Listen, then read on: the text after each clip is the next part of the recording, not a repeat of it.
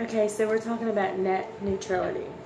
Net neutrality is a concept that broadband internet service providers should provide non-discriminatory access to internet content, platforms, and should not manipulate the transfer of data regardless of its destination. Well, there's a lot of scrutiny on this topic. So if you look at the Senate, Democrats would prefer that the FCC would regulate the internet by using a law that was established in 1934 that was originally written for phone companies to regulate the internet. This law is so expansive that the FCC would be able to impose new taxes on the internet or regulate prices charged by internet providers. The chairperson, Tim Wheeler, vowed that the FCC would not go that far. Republicans, on the other hand, are willing to work with the Senate to pass a law to ban internet abuses such as blocking and throttling data. So I looked at NBC, and there was a Tumblr founder and CEO speaks out on net neutrality. He believes that his company can make the internet better services, and believes that consumers would be willing to pay for his company to receive internet services simply because he's telling them the current provider is manipulating their service.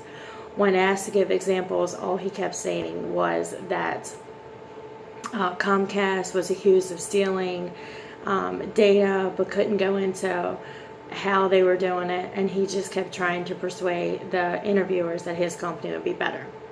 So if you take a look at regulation on neutrality, and it's supposed to be more fair and equal for everyone, is it? Let's take a look.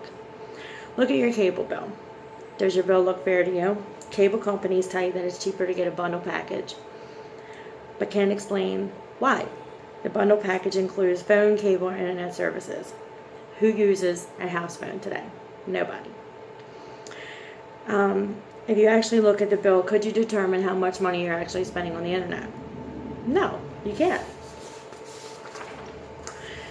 Cable services that have your cable and internet hooked into it can be anywhere from $160 a month or more.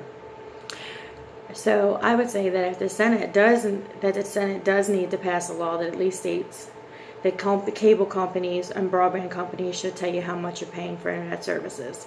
So let's say you have a family that's not in Baltimore, but they live way out in the country somewhere where there's not a lot of internet services.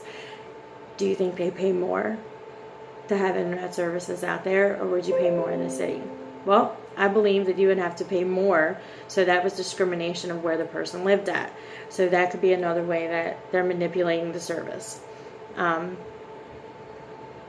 Would you be willing to change services for cable companies or internet services just because of somebody's hearsay or what they're saying the cable companies are doing? Something to think about. Look at your cable bill, see what your internet services are, and decide whether or not there is net neutrality or not. Thanks.